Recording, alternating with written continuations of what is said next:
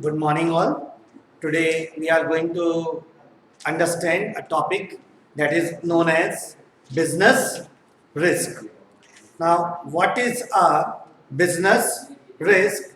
We must understand it properly because whenever we do a business, there is a risk involved in it. Whenever we do a business, there is a risk involved in it.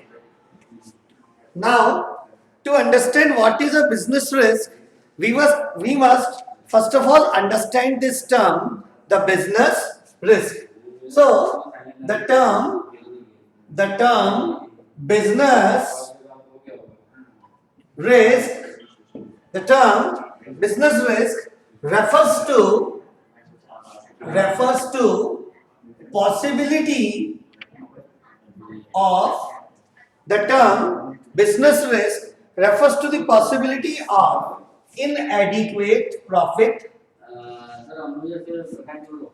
inadequate profits, or even or even it means profit or even losses, profit or even losses due to uncertainties, due to uncertainties, due to what? Due to uncertainties or unexpected events. Okay. Now, what is this? It's an example of business risk. Now, what are the example of it? Example of it. If we go through the example is change in demand. Now, what is an example? Change in demand of a product. Change in demand of a product. Now, what do we mean by change in demand of a product? What do we mean by change in demand of a product? The change in demand of a product means that now the demand is increasing or decreasing. Now, what are the reasons for increasing or decreasing of demand of a product? The reasons for increasing or decreasing the demand of a product is what are the reasons for increasing or decreasing the demand of the product? It is very simple. Change in fashion, change in taste of the consumer, change in the preferences of the consumer, change in the market, change in the technology. Okay, and now next, change in the behavior of the human being, change in the results expectancy of the human being. Now, we can go with this by having an example. Now, look, in previous days, the size of the TV was there. Big one, डब्बा TV बोलते थे आपको. Now, किस पर आ गए? फिर उसके बाद आया प्लाज्मा, फिर फ्लैट स्क्रीन, और अभी LCD, अभी कौन सा आ रहा है? LED. अभी LED में भी छोटा नहीं चाहिए, कम से कम 40 इंच का टीवी चाहिए. अभी एक जमाने में इतना सा टीवी लोग लेते थे, आज इतना बड़ा टीवी ले रहे हैं. क्यों? क्योंकि अब लोगों के टेस्ट चेंज हो गए हैं, प्रेफरेंसेस चेंज हो गए हैं. पुराने जमाने की फिल्में देखो, ऐसा लगता था बिल्कुल शमशान जैसी शांति है. अभी चमक आ रही है, नया नया HD चैनल्स आ रहे हैं, 4K चैनल्स आ रहे हैं. अभी तो किसी कंपनी ने 8K चैनल लॉन्च किया है. अब 8K मतलब उसका रेजोल्यूशन कितना होगा, कितना हाईफाई होगा. किसी जमाने में 1 GB में एक पूरी मूवी आ जाती थी. आज 1 GB में मूवी तो बहुत दूर की बात है, एक गाना पूरा नहीं होता है, क्योंकि क्वालिटी का चेंजेस आ गए हैं. So that is what a change in demand of a product. Now, so अब इस definition में क्या दिया हुआ है? The term business risk refers to possibility of inadequate profit. मतलब ऐसी business risk का मतलब है कि एक ऐसी संभावना जिसमें प्रॉफिट ना हो. inadequate profit है. inadequate का मतलब प्रॉफिट है ही नहीं. कई बार even losses, और क्या है इसमें ये भी कह रहे हैं कि लॉस भी हो सकता है. क्यों हो सकता है? अनसर्टेनिटी. अनसर्टेनिटी किस चीज की? अनसर्टेनिटी दुनिया में कई तरीके की हैं, और इसके अलावा अनसर्टेनिटी के अलावा इन्होंने एक और चीज बताई है, अनएक्सपेक्टेड इवेंट्स. ऐसी घटनाएं जो कभी किसी इंसान ने एक्सपेक्ट ही नहीं करी. जैसे एक अनएक्सपेक्टेड इवेंट अभी हमारे देश में चल रहा है कोरोना, उसके बाद आ गया चाइना। अभी आप देखिए चाइना का लोग विरोध कर रहे हैं प्रोडक्ट्स का, अच्छी बात है, करना भी चाहिए, लेकिन चाइनीज प्रोडक्ट्स का विरोध हो रहा है तो ऑब्वियसली डिमांड में चेंज आएगा। चाइनीज प्रोडक्ट की डिमांड हमारे देश में कम होगी, तो चाइनीज प्रोडक्ट की डिमांड कम होगी तो कौन से प्रोडक्ट हम यूज करेंगे? हम कोरियन प्रोडक्ट बढ़ाएंगे, ताइवानीज प्रोडक्ट बढ़ा देंगे, हम यूरोपियन प्रोडक्ट का कंजम्पशन बढ़ाएंगे, यानी शिफ्ट इन डिमांड होगा। डिमांड एक जगह से निकलकर दूसरी जगह की तरफ चलेगी। इसी को हम क्या बोलते हैं? बिजनेस की रिस्क बोलते हैं।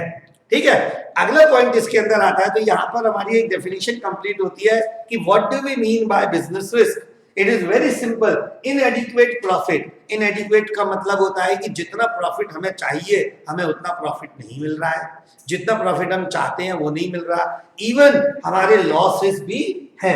आगे आता है इसकी डेफिनेशन क्या है, तो अकॉर्डिंग टू व्हीलर्स, ठीक है, एक फॉरेन राइटर्स है, इन्होंने इसको कैसे डिफाइन किया? ये कहते हैं रिस्क इंप्लाइज, क्या बोलते हैं ये?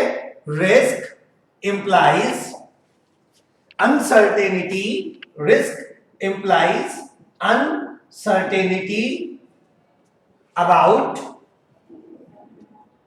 The future, about the future course of events, future course of events ना।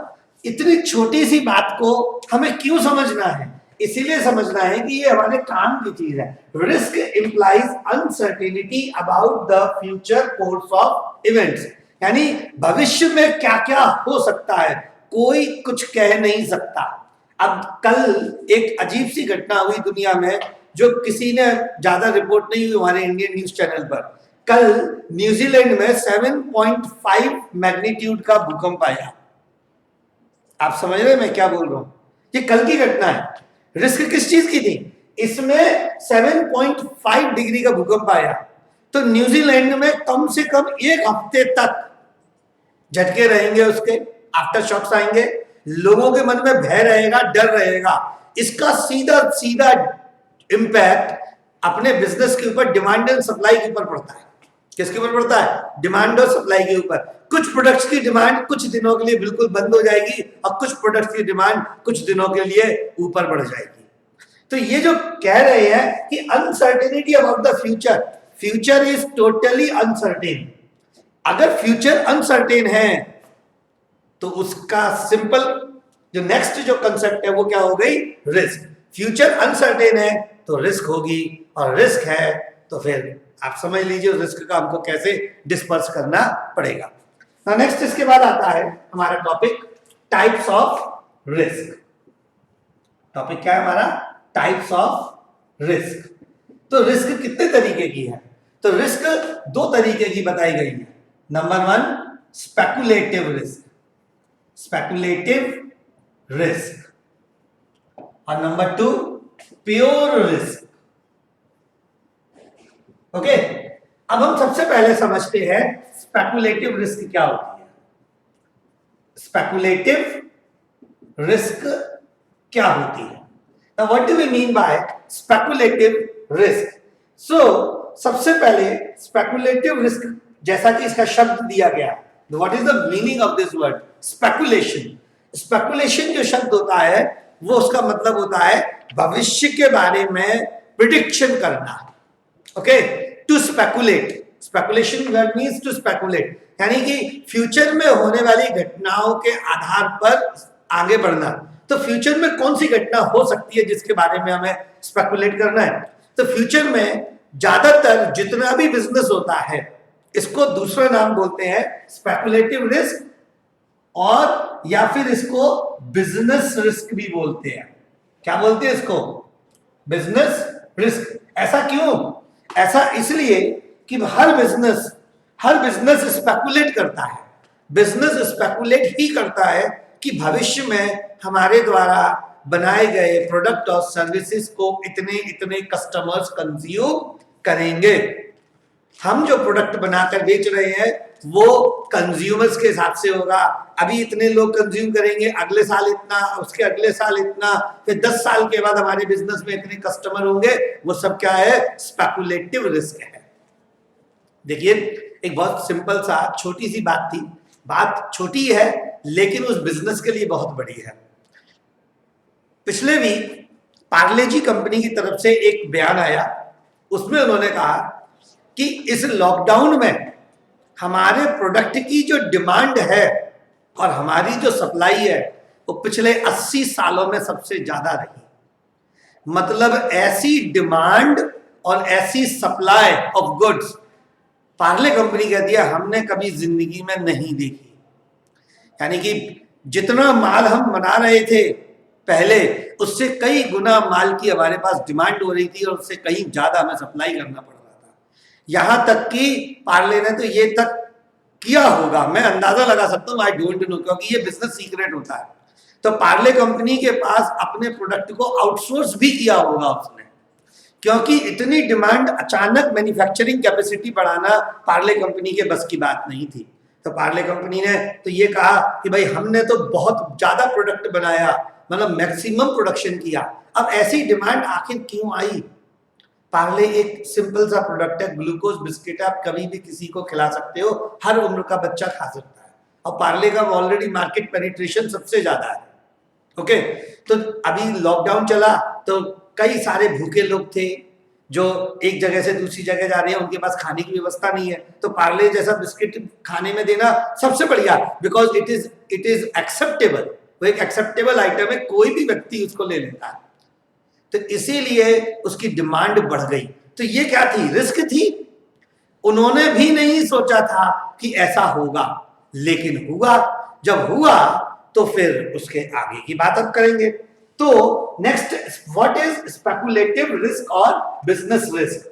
तो स्पेकुलेटिव और बिजनेस रिस्क को इन्होंने कहा है it is a possibility, it is a possibility of gain as well as a loss. It is a possibility of gain as well as a possibility of loss. What does it mean? It is a possibility of gain as well as a loss. कहने का मतलब कि business risk में क्या है कि यदि आप बिजनेस करेंगे, if you are doing a business, तो आपको गेन भी हो सकता है, यानी प्रॉफिट भी हो सकता है, और हमको लॉस भी हो सकता है, यानी प्रॉफिट भी हो सकता है और लॉस भी हो सकता है। इसीलिए इसको स्पेकुलेटिव कहेंगे। कुछ भी हो सकता है, कुछ भी, दोनों में से कोई भी घटना पॉसिबल है। इट मे बी गेन और it may be loss, that's why it is known as speculative risk. ठीक है ना? इसमें दूसरी जो इन्होंने बात कही, डिग्री ऑफ लॉस और gain is uncertain. Degree of loss और गेन इज अनसर्टेन, मतलब जो लॉस है और जो गेन है वो कितना होगा और कितना नहीं होगा, ये बिल्कुल अनसर्टेन है। ठीक है, ऐसा भी हो सकता है कि लॉस बहुत ज्यादा हो जाए, ऐसा भी हो सकता है कि लॉस बहुत कम हो, और इसका सीधा सीधा मतलब है इस पर्टिकुलर लाइन का कि उसकी जो वॉल्यूम है लॉस और प्रॉफिट की, वो अनडिफाइंड है। इसकी जो वॉल्यूम है लॉस और इसकी, वो अनडिफाइंड है। अब आपको मैं एक और चीज बता रहा हूं जो इंपॉर्टेंट है, समझने वाली बात है। लॉकडाउन के समय पर, क्योंकि अभी जो माहौल चल रहा है उसी के हिसाब से पढ़ते हैं, तो लॉकडाउन के समय पर मोबाइल की डिमांड अचानक बढ़ गई। मोबाइल की क्या हुई? डिमांड बढ़ गई। चूंकि दुकानें बंद थी, मार्केट बंद था, लोगों को मोबाइल चाहिए था, तो मोबाइल बेचने वाले दुकानदारों ने चोरी चुपके दुकानें खुली, क्योंकि कई दुकानें ऐसी थी कि नीचे घर है और ऊपर दुकान है, और पीछे के दरवाजे से वो दुकानों में गए, उन्होंने वो सारे मोबाइल सेट अपने घरों में ले गए। ये हुआ है, मैं आपको फ्रैंकली बता रहा हूं, ऐसा किया गया है। वो सारा का सारा स्टॉक बड़े बड़े थैलों में एक बार निकाल के अपने घर ले गए और घर में उनके जो कस्टमर्स हैं उन्होंने कॉल किया, कस्टमर कॉल करते भाई मुझे मोबाइल चाहिए, ठीक है घर आ जा मेरे। कब? जब तुझे 2 घंटे की छूट मिलती है ना सब्जी और दूध लेने के लिए, तो उस बहाने मेरे घर आ, मैं तुझे घर से मोबाइल दे दूंगा। तो एक से दूसरा, दूसरे से तीसरा, तीसरे से चौथा, तो सेकंड लॉकडाउन तक इन मोबाइल बेचने वालों का स्टॉक भी क्या हो गया? खत्म हो गया। तीसरे चौथे से स्टॉक आना चालू हो गया और इन मोबाइल बेचने वालों ने एमआरपी पर माल बेचा है भाई साहब। किस पर माल बेचा है? एमआरपी पर। जो मोबाइल आपको 15,000 का दिया वह मोबाइल ऑनलाइन 12,000 का मिलता था, और जब ऑनलाइन वालों को डिलीवरी ओपन हुई और उनको मालूम चल गया कि कस्टमर बहुत महंगे पे भी मोबाइल खरीदने को तैयार है, तो अमेजन और फ्लिपकार्ट ने भी अपने आप आइटम्स पर 2 से 3,000 रुपए बढ़ा दिए। तो किसको कितना लॉस होगा, किसको कितना गेन होगा, किसी को नहीं मालूम। तो कंडीशंस बनती रहती हैं। आज कोविड है, कल कोई दूसरी प्रॉब्लम होगी, परसों कोई तीसरी प्रॉब्लम होगी, ये चलता रहता है। तो डिग्री ऑफ लॉस और डिग्री ऑफ गेन कभी भी बिजनेस में कैलकुलेट नहीं किया जा सकता, वो तो ऑन द स्पॉट होगा। आज कितना है बस बात खत्म, उसके आगे आप इसको कैरी ऑन नहीं कर सकते। तीसरी जो इसके अंदर की मेन खास बात है अनइंश्योरेबल। अनइंश्योरेबल, ठीक है। मैं अगर इसको सेंटेंस में कन्वर्ट करके लिखूं तो क्या कह सकते हैं? Speculative risk are uninsurable. क्या लिखा जा सकता है? Speculative risk is uninsurable. हम स्पेकुलेटिव रिस्क को इंश्योर नहीं कर सकते, मतलब इस रिस्क का बीमा नहीं हो सकता। रिस्क है तो इंश्योर हो सकता है, लेकिन इस रिस्क का हम इंश्योरेंस नहीं करा सकते क्योंकि इसका कोई डिग्री नहीं है। हम लॉस और प्रॉफिट का कैलकुलेशन ही नहीं कर सकते, और जब तक हम लॉस और प्रॉफिट का कैलकुलेशन नहीं कर सकते, हम उसके मैग्नीट्यूड को नहीं जान सकते, उसकी रेंज नहीं पहचान सकते। जब तक वो नहीं मालूम हम उसका इंश्योरेंस नहीं करा पाएंगे। सो इसीलिए इसको अनइंश्योरेबल भी कहते हैं। Speculative risk is uncontrollable. Speculative risk is uncontrollable, ठीक है ना। What do we mean by this point? Speculative risk is uncontrollable. Uncontrollable का मतलब क्या? ये किसी के कंट्रोल में नहीं है, ये किसी के कंट्रोल में नहीं होती, ये तो केवल मार्केट फोर्स डिसाइड करेंगे। ना what are the market force? Market force का मतलब होता है डिमांड और सप्लाई। ये किसी इंसान के बस में नहीं है। It is uncontrollable. You can not control speculative risk. Okay,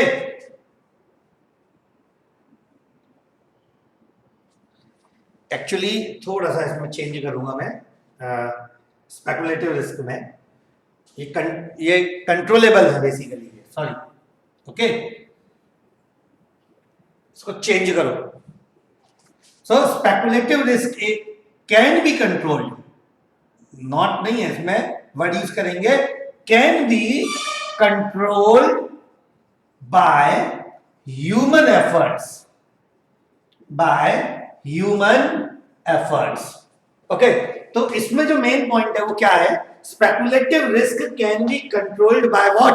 human efforts. Now what is human efforts? इंसान चाहे, इंसान मतलब जो बिजनेस कर रहे हैं, जो बिजनेस के अंदर इन्वॉल्व है, वो अपने एफर्ट्स से इस रिस्क को कंट्रोल कर सकते हैं, मिनिमाइज कर सकते हैं, एलिमिनेट नहीं कर सकते। इसका मतलब ये है कि इट कैन बी कंट्रोल्ड, मैं ब्रैकेट में बता रहा हूं, it can be controlled but cannot be eliminated, but cannot be eliminated. तो जो मैं पहले बता रहा था ना अनकंट्रोलेबल, वो वहीं पहुंच गए हम वापस, ठीक है। लेकिन थोड़ा बहुत इसको कंट्रोल किया जा सकता है। तो human risk can be controlled by human efforts, यानी हम अपने एफर्ट्स लगाएं तो हम इसमें अपने ह्यूमन एफर्ट्स लगाएगा तो कंट्रोल थोड़ा बहुत किया सकता है, पूरी तरीके से आप कंट्रोल नहीं कर सकते। It can be controlled but cannot be eliminated. मतलब आप इसे थोड़ा सा कंट्रोल कर सकते हो, लेकिन आप इसको पूरी तरह से एलिमिनेट नहीं कर सकते। पूरी तरह से एलिमिनेट करने का इसका मतलब है कि हम इसको हटा नहीं सकते अपने बिजनेस से। चाहे आप कितना भी कंट्रोल कर लो, बिजनेस रिस्क तब भी रहेगी। आज आपने कंट्रोल किया तो हो सकता है वो नई नए रूप में कहीं सामने बाहर आ जाए, कल कंट्रोल किया तो परसों नए रूप में सामने आ जाएगी। तो ये पूरी तरीके से आप इसे कंट्रोल नहीं कर सकते। It can, but you can control it at a certain point of time. अब आगे इसके और कहा जाता है फेवरेबल कंडीशंस। तो इसमें क्या होता है? Favourable condition. Favourable conditions leads to, now what do you mean by favorable condition? favorable conditions का मतलब होता है ऐसी कंडीशन जो हमारे फेवर में है, हमारी साइड में है। तो favorable condition leads to gain। जब favorable condition होगी तो हमको क्या होगा? gain होगा। and unfavorable condition and unfavorable conditions and unfavorable conditions leads to loss. तो जब बिजनेस में कंडीशंस फेवरेबल होंगी, हमारे फेवर की होंगी, हमारे मतलब की होंगी, जो हम अपने हिसाब से उनको रखते हैं, तो उनका क्या होगा? फेवरेबल कंडीशन से हमको गेन होगा और अनफेवरेबल कंडीशन से हमको लॉस होगा। ओके, और ये सब क्यों होता है? It is due to risk taken for doing business. और ये सब ऐसा क्यों है? ये सब ऐसा इसलिए है कि हम बिजनेस को करने के लिए रिस्क ले रहे हैं। ऐसा मैंने बोला ना, बिजनेस में रिस्क होती है, एम्प्लॉयमेंट में कोई रिस्क नहीं होती। तो अगर हम रिस्क लेंगे तो ये सब होगा, हम रिस्क नहीं लेंगे तो यहां कुछ भी नहीं होगा। That's why it is due to what? It is due to, recording चल रही है। It is due to risk taken for doing business. तो स्पेकुलेटिव रिस्क के बाद नेक्स्ट आता है हमारा प्योर रिस्क। नेक्स्ट टॉपिक क्या है हमारा? Pure risk. ओके, अब ये जैसा कि इसमें शब्द की बात कही गई है, प्योर का मतलब वास्तविकता में ये रिस्क ही है। प्योर रिस्क का मतलब होता है ये हमारी एग्जैक्टली रिस्क ही है। इस रिस्क को आप एलिमिनेट नहीं कर सकते। और ये रिस्क किस चीज की रिस्क है? यह रिस्क है नेचुरल मतलब प्राकृतिक, जो कहते हैं ना मदर नेचर ने जो हमको दी है। प्योर रिस्क को हम एब्सोल्यूट रिस्क भी बोलते हैं। क्या बोलते हैं हम इसको? एब्सोल्यूट।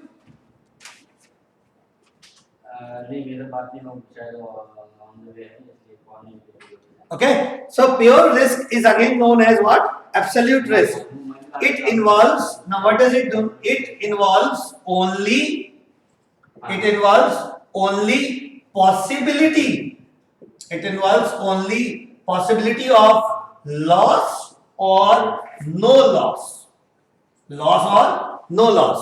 अब आप देखिए इसमें जो मेन पॉइंट है वो ये है, लॉस और नो लॉस।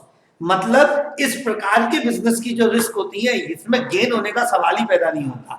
इसमें लॉस होगा या फिर लॉस ही होगा, या तो थोड़ा लॉस होगा या पूरा लॉस होगा या बिल्कुल नहीं होगा। इसमें गेन होता ही नहीं है, क्योंकि ये बिजनेस से रिलेटेड नहीं है। ये रिस्क बिजनेस से रिलेटेड नहीं है। Next, it cannot be controlled. Next क्या है? It cannot be controlled. It cannot be controlled. इनको हम कंट्रोल नहीं कर सकते। क्यों कंट्रोल नहीं कर सकते? क्योंकि ये मनुष्य के कंट्रोल के बाहर है। इंसान अपने जीवन में कंट्रोल ही नहीं कर सकता। जैसे अर्थक्वेक, फ्लड्स, टॉर्नेडोज, ओके, और क्या हो सकता है? कोविड-19, ठीक है, और क्या हो सकता है? चेंज इन क्लाइमेट, और कोई नेचुरल कैलेमिटी बता दो, फायर, आग लग गई, थेफ्ट हो गया, स्ट्राइक्स हमारे कंट्रोल के बाहर है। स्ट्राइक को मैं इसमें इंक्लूड नहीं करता हूं, लेकिन कुछ राइटर कहते हैं जी स्ट्राइक बिजनेस के कंट्रोल के बाहर होती है। चलिए ठीक है, कुछ भी है। फिर चेंज इन एनवायरमेंट, बड़ा एनवायरमेंटल चेंज हो गया, बिजनेस के बिल्कुल बाहर, कंट्रोल कर ही नहीं सकते हम इसको। तो it can not be controlled because they are natural, because they are natural. Example: fire, theft, floods, earthquakes, okay, etc. हम इन्हें कंट्रोल नहीं कर सकते। सबसे अच्छी चीज, दे आर इंश्योरेबल,